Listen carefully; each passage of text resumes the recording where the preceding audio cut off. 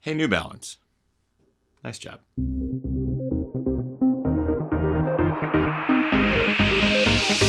Ginger Runner. What is up, everybody? Ethan Newberry, the Ginger Runner, here for another Ginger Runner review. Today is a fun one because the shoe is fun. Who doesn't like fun? Today, we're going to be reviewing from New Balance the Fuelcell Prism. Before we dive into the review, of course, I have to point out that these shoes were provided for review by Running Warehouse. I am allowed to say whatever the hell I want. So I will. So I have been pretty vocal about my love for Fuelcell in the past. About a year ago, I reviewed the Fuelcell Rebel. It was an awesome shoe. Really weird looking, but overall I enjoyed it, and I kept that pair for a long time, even after that review. Would rotate it in from time to time for some of my road runs and speed work. I'd even classify that shoe as sort of one of my surprise hits of 2019, and I kind of want to say that the Fuelcell Prism is as well, but for 2020.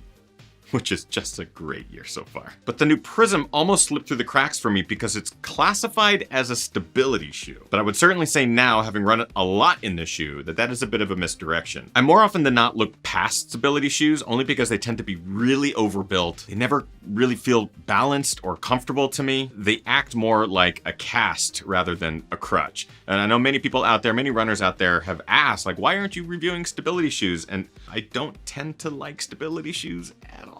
So don't let the Prism being a stability shoe keep you from looking at this if you don't normally wear stability shoes. So I just kind of want to take that out of the equation altogether here. There is a lot of great things happening with the New Balance Fuelcell Prism, and I'm pretty pleased with this silly looking road kick. The Fuelcell Prism takes a lot of what I loved about the Rebel and enhances it. A more traditional upper replaces the knit booty material for a more traditional fit. The midsole is enhanced with a few more millimeters of height, which is always very welcome in my book.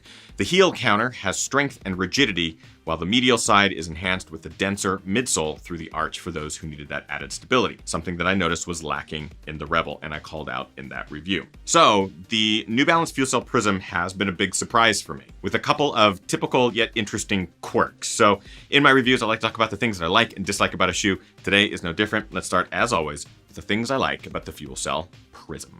That Fuelcell midsole.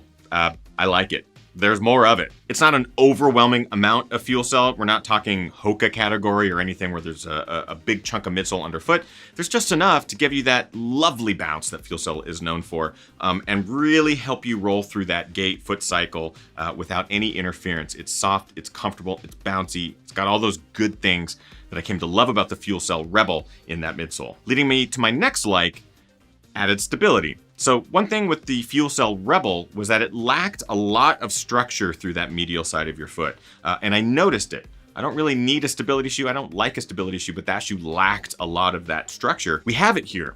And it's a bit denser midsole material, which is nice, but it isn't so much that it interferes with a typical neutral road running gait. If you are someone who likes stability elements, you will like it. If you are someone who just likes a neutral shoe that does provide you with plenty of support underfoot, you'll like it. So it's a really well-rounded shoe, which I think is a really good thing. Upper fit. So the Fuelcell Rebel that I reviewed had the sock-like booty that they used as the upper, which I enjoyed. I also thought was a bit of a detriment. This new upper here is a nice, thin, breathable mesh with a little bit of welded overlay throughout the shoe. So it's going to provide you with a bit more traditional fit that you have come to know from New Balance. If you're looking for laces that tie down and don't overlap and cause any sort of fabric issues, this is really the way to go, which I think is a bit of an enhancement here. Lacing is easier, fit is easier through the midfoot. You're going to get a better lockdown, which just overall provides a better upper experience. Not to mention a lot more structure here through the heel counter, which does help with lockdown. You get the additional lace holes, everything like that.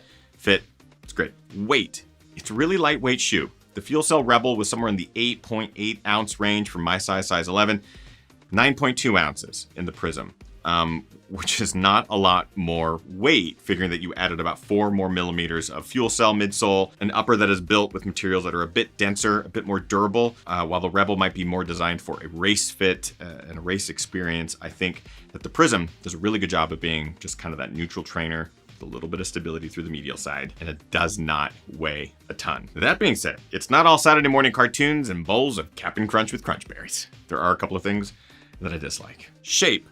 Now, not necessarily from bird's eye perspective or the human looking down on the shoe, which was something that I thought was quite interesting with the Rebel. You still get a bit of that weird shape here in the Prism.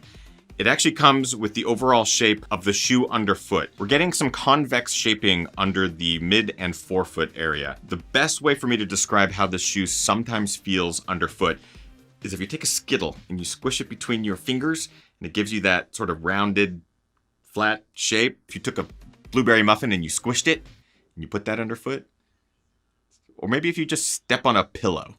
Let me try that again. As your foot strikes from midfoot to forefoot and it rolls through that foot strike, you're gonna feel that convex shape under the forefoot as your foot begins to search for the perfect balance. It's gonna wanna roll a little bit left and right. So it takes some additional ankle support and muscle support to really find that perfect sweet spot. I don't wanna make it sound like it's an overly bothersome sensation. It is just something that I noticed, which is a little bit different than the Rebel. It's just something I noticed, something I wanna make you aware of. The tongue.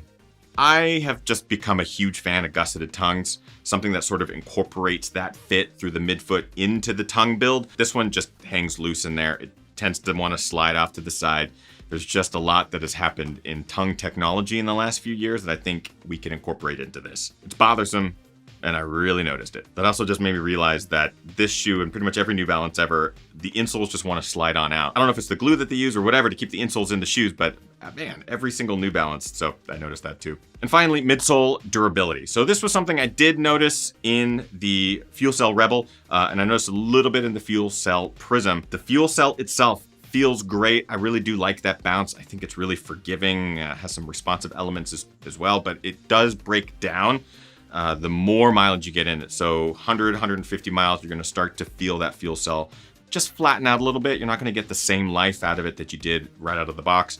That can be said about a lot of midsole materials and compounds. I just want the shoe to last a little bit longer, give you that same sensation that you get from mile 50 to 100. So it's just something I wanna make note of. That is actually it for my dislikes for the FuelCell Prism. So in conclusion, I would say that the FuelCell Prism is an absolute blast. Those of you who are familiar with stability shoes or prefer stability shoes, you'll feel familiarity here along the medial side of this shoe. Those of you who prefer more of a neutral shoe, who like to midfoot or forefoot strike, don't spend a lot of time here through the medial side or through the arch, you're also gonna feel right at home in this shoe too.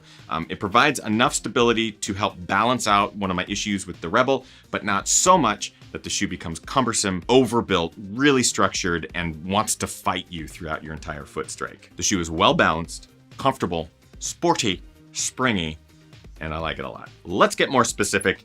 Build quality. So I'm actually really pleased with the build quality of this shoe. I think the new upper is great. I think the materials are gonna last you a long time. Something that I've just kind of come to know from New Balance. Their uppers tend to hold up pretty dang well. The FuelCell, it's great. The added stability, density here through the medial side, it's a welcome addition. Comfort, as I've already mentioned, the FuelCell midsole is great. It's very bouncy, it's very comfortable. On longer runs, anything over 14, 15 miles, I found that my toes wanted to really get into each other. It is a bit of a narrow shoe. They do make the shoe in widths, so if you are looking for something with a bit more toe room, I encourage you to look at those. Fit, better than the Rebel. So with this lace system, the heel counter, all of that together, you really get a good lockdown in the shoe. The Rebel had a good lockdown, but it could have been better. This is the better version of that, which is welcome. But beware of the tucked in pinky toe problem with more narrow shoes. Price, at $119, it's actually a pretty good price point. I know that I've talked about shoes in the last couple of weeks, anywhere between the $120 to $130 price point.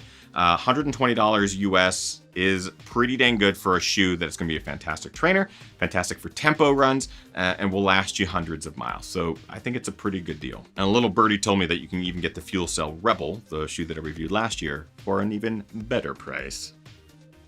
Links in the description. And finally, looks. You know, it's fine.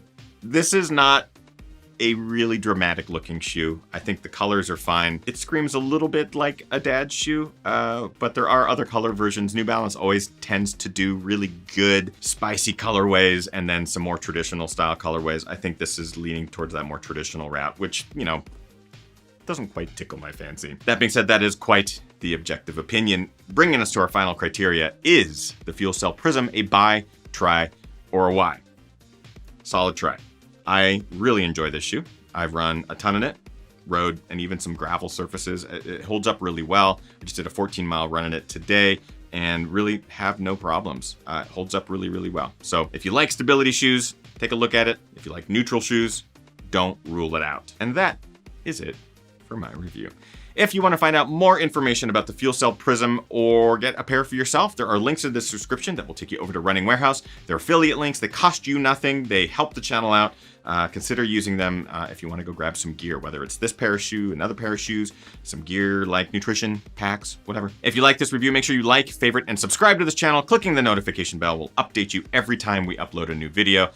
Make sure to do that. And of course, social media links there. That's where you can go and follow us across different social media platforms. And at the bottom is patreon.com/thegingerrunner. For as little as $1 a month, you get to help us out, keep the lights on, the mics hot. But right now we're doing daily live streams. So every day we are doing an hour or so live stream, both Kim and myself. We're talking about running, gear. We answer all of your questions. It's fun. And that is at the $3 level and above on Patreon. Every single day. We're at 120 episodes. It's a lot of episodes. That's it, everyone. We hope you're getting out there, training as hard as you can, virtually racing harder, and partying the hardest. I know I am. Thank you so much for watching today's video. We'll see you guys next week. All right. Bye-bye.